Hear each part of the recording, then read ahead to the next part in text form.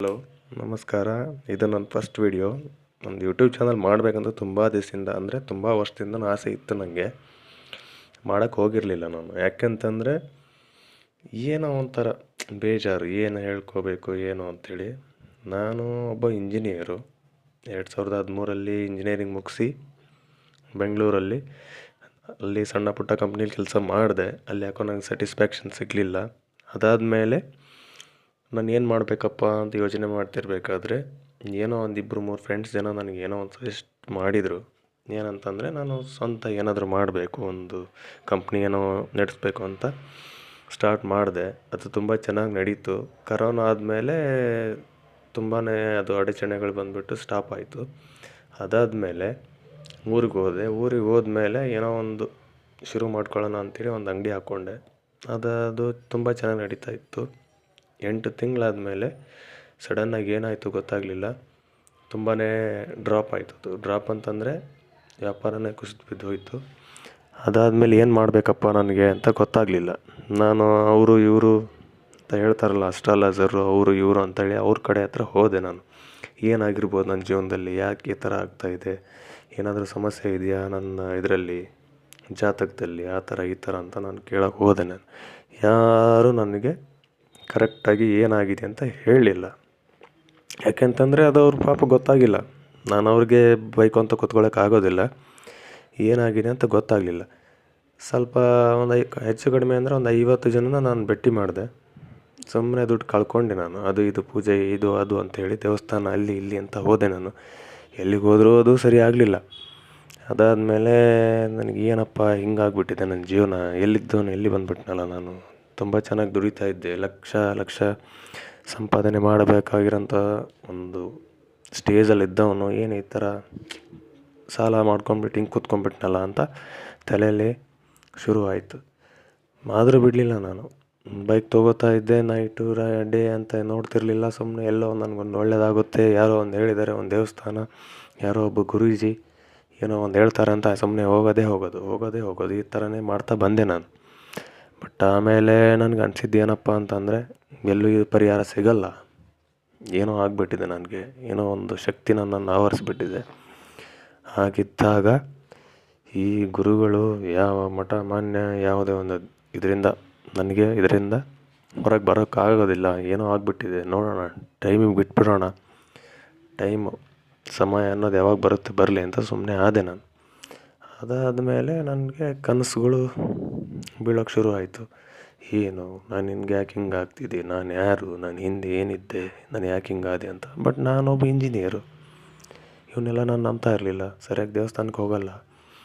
ಭಕ್ತಿ ಇತ್ತು, ಭಕ್ತಿ ಇದೆ ಅಂತಂದ ತಕ್ಷಣವೇ ದೇವಸ್ಥಾನಕ್ಕೆ ಹೋಗ್ಬಿಟ್ಟು ಕುತ್ಕೋಬೇಕು, ಸೋಮವಾರ ಅದೇ ದೇವಸ್ಥಾನಕ್ಕೆ ಹೋಗಬೇಕು, ಶನಿವಾರ ಇದೇ ದೇವಸ್ಥಾನಕ್ಕೆ ಹೋಗ್ಬೇಕು ಅಂತ ಏನಿಲ್ಲ. ಮನಸ್ಸಲ್ಲಿದ್ದರೆ ಆಯ್ತಲ್ಲ ಭಕ್ತಿ.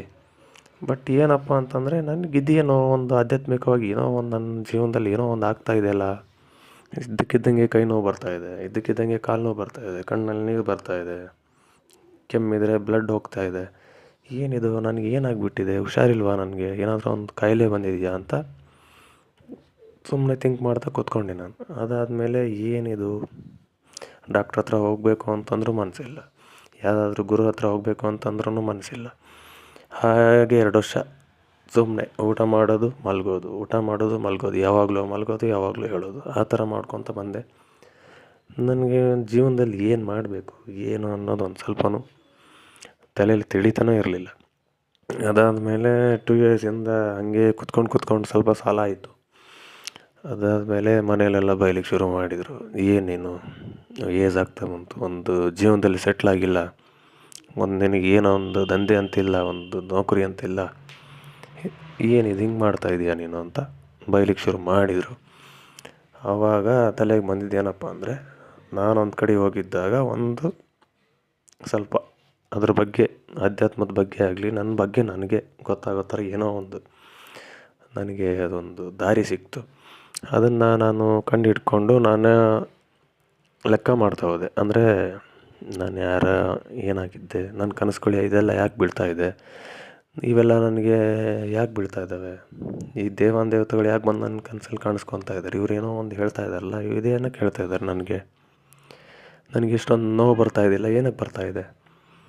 ಏನಾದರೂ ನನ್ನ ಹಿಂದಿಂದು ಕರ್ಮ ಇತ್ತಾ, ಕರ್ಮದಿಂದ ಈ ಥರ ನೋವುಗಳು ಬರ್ತಾ ಇದೆಯಾ, ಆಮೇಲೆ ಹಣೆ ಬರ ಅಂದರೆ ಏನು, ಮಾಟ ಮಂತ್ರದಿಂದ ಕಟ್ಟು ಅಂತ ಹಾಕ್ತಾರೆ, ಆ ಕಟ್ಟುಗಳು ಏನು, ಅದನ್ನೆಲ್ಲ ನಾನು ಸ್ಟಡಿ ಮಾಡ್ತಾ ಹೋದಾಗ ನನಗೆ ಒಂದು ಗೊತ್ತಾಗಿದ್ದೇನಪ್ಪ ಅಂದರೆ, ನಾನು ಹಿಂದಿನ ಜನ್ಮದಲ್ಲಿ ಒಬ್ಬ ಶಿವನ ಅಂಶದವನಾಗಿ ಹುಟ್ಟಿದ್ದೆ. ನಾನು ಮನುಷ್ಯನಾಗಿ ಅಲ್ಲ, ಒಂದು ದೇವತಾ ಪುರುಷನಾಗಿ ಇದ್ದವನು. ನನಗೆ ಪೂಜೆ ಪುನಸ್ಕಾರಗಳು ಆಗ್ತಾಯಿತ್ತು. ನಾನು ಒಂದು ಸಮಸ್ಯೆ ಅಂದರೆ ಯಾರಿಗೋ ಒಬ್ಬರಿಗೆ ಘೋರವಾದ ಶಿಕ್ಷೆಯನ್ನು ಕೊಟ್ಟಿದ್ದಕ್ಕೆ ಅವನು ಮೇಲಿದಾನಲ್ಲ ಶಿವ ಅಂತ, ಅವನು ನನಗೆ ಸಿಟ್ಟಿನಿಂದ ನನ್ನ ಪರ್ಮಿಷನ್ ಇಲ್ದಂಗೆ ನೀನು ಹೇಗೆ ಘೋರವಾದ ಶಿಕ್ಷೆ ಅವ್ರಿಗೆ ಕೊಟ್ಟೆ ಅಂತೇಳಿ ನನಗೆ ಭೂಮಿಗೆ ಹಾಕಿತ್ತು. ಇದನ್ನು ನನಗೆ ನಂಬಲಿಕ್ಕಾಗಲಿಲ್ಲ. ಯಾಕೆಂತಂದರೆ ದೇವರು ಮನುಷ್ಯನಾಗಿ ಹುಟ್ತಾನ, ಮನುಷ್ಯ ದೇವರಾಗ್ಬೋದಾ ಅಂತ ನನಗೆ ತಲೆಯಲ್ಲಿ ಬರ್ತಾಯಿತ್ತು. ಸ್ವಲ್ಪ ದಿನ ಹೋದ್ಮೇಲೆ ಒಬ್ಬ ಆಧ್ಯಾತ್ಮಿಕ ಗುರೂಜಿಯನ್ನು ಭೇಟಿ ಮಾಡಿದೆ. ಅವರು ನನಗೆ ಏನು ಹೇಳಿದ್ರಪ್ಪ ಅಂದರೆ, ಮನುಷ್ಯ ದೇವರು ಆಗ್ಬೋದು, ದೇವರು ಮನುಷ್ಯನೂ ಆಗ್ಬೋದು, ಅದಕ್ಕೆ ಸಂಬಂಧ ಇಲ್ಲ. ಯಾಕಂತಂದರೆ ಎಲ್ಲರೂ ದೇವರ ಗಣ, ಶಿವನ ಗಣ, ಅದರಲ್ಲಿ ಮನುಷ್ಯ, ದೇವರು ಮತ್ತು ರಾಕ್ಷಸ ಗಣ ಎಲ್ಲರೂ ಬರ್ತಾರೆ. ಹಂಗಿದ್ದಾಗ ಅವನ ಗಣದಲ್ಲಿದ್ದವ್ರನ್ನ ಯಾರು ಬೇಕಾದವ್ರನ್ನ ಅವನು ದೇವರು ಮಾಡ್ಬೋದು, ರಾಕ್ಷಸರನ್ನು ಮಾಡ್ಬೋದು, ಮನುಷ್ಯನೂ ಮಾಡ್ಬೋದು. ಹಾಗಿದ್ದಾಗ ನಿನ್ನ ದೇವರಾಗಿದ್ದಿರ್ಬೋದು, ಏನಾದರೂ ಆಗಿರ್ಬೋದು, ಆದರೆ ನಿನ್ನ ಕರ್ಮದಿಂದ ನೀನು ಇವತ್ತು ಸ್ವಲ್ಪ ಕಷ್ಟವನ್ನು ಅನುಭವಿಸ್ತಾ ಇದೆಯಾ, ಅದೆಲ್ಲ ಸರಿಯಾಗುತ್ತೆ ಅಂತ ಹೇಳಿದರು. ಅದಾದಮೇಲೆ ನಾನು ಓನಾಗೆ ಅದನ್ನು ಪ್ರಾಕ್ಟೀಸ್ ಮಾಡ್ತಾ ಹೋದೆ. ಇನ್ನೂ 100% ಆಗಿಲ್ಲ, ಆಲ್ಮೋಸ್ಟ್ ಆಗಿದೆ, ಒಂದು 99% ಮುಗಿದಿದೆ, ಇನ್ನೊಂದು ಪರ್ಸೆಂಟ್ ಇದೆ. ಇದೆಲ್ಲ ಬಂದಮೇಲೆ ಇದನ್ನು ಹೇಳಬೇಕು, ನಾನು ಇದನ್ನು ಮಾಡಬೇಕು ಅಂತ ನನಗೊಂದು ಆಸೆ ಇತ್ತು. ಏನಪ್ಪ ಅಂತಂದರೆ, ಜನರಿಗೆ ಹೇಳಕ್ಕೆ ಹೋದರೆ ಏನಪ್ಪ ಪ್ರಾಬ್ಲಮ್ ಅಂತಂದರೆ, ಪ್ರೂಫ್ ಎಲ್ಲಿದೆ, ದೇವರು ಮನುಷ್ಯ ಆಗ್ತಾನಂತೆ, ಮನುಷ್ಯ ದೇವರಾಗ್ತಾನಂತೆ, ಇದೆಲ್ಲ ನಿಜಾನ? ಹೌದು ನಿಜಾನೇ. ಯಾಕೆ ನಿಜ ಇಲ್ಲ ಅಂತಂದರೆ, ದೇವರನ್ನು ನೋಡ್ಬೇಕಂತಂದರೆ ಪುಣ್ಯ ಮಾಡಿರಬೇಕು. ಅಷ್ಟು ಪುಣ್ಯ ಸಂಪಾದನೆ ನಾವು ಮಾಡಿಲ್ಲ. ದೇವ್ರ ಜಪ ಯಾರೂ ಮಾಡಲ್ಲ, ಮಂತ್ರ ಹೇಳ್ಕೊಳ್ಳಲ್ಲ. ಏನಾಗ್ಬಿಟ್ಟಿದೆ ಇವತ್ತಿನ ಕಾಲದಲ್ಲಿ ಅಂದರೆ, ದುಡ್ಡು ಮಾಡು ಅಷ್ಟೇ.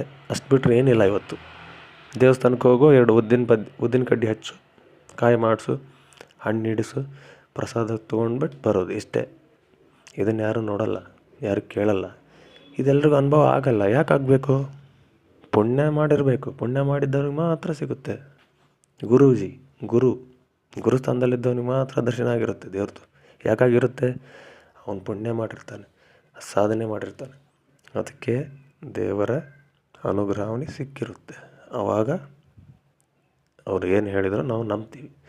ಅದಕ್ಕೆ ನಾನು ಮಾಡಬೇಕೋ ಬೇಡವೋ ಏನೋ ಎತ್ತ ಅಂಥೇಳಿ ತುಂಬ ಯೋಚನೆ ಮಾಡ್ಕೊಂಡು ಕೂತಿದ್ದೆ. ಇವಾಗ ಮಾಡಿದ್ದೀನಿ.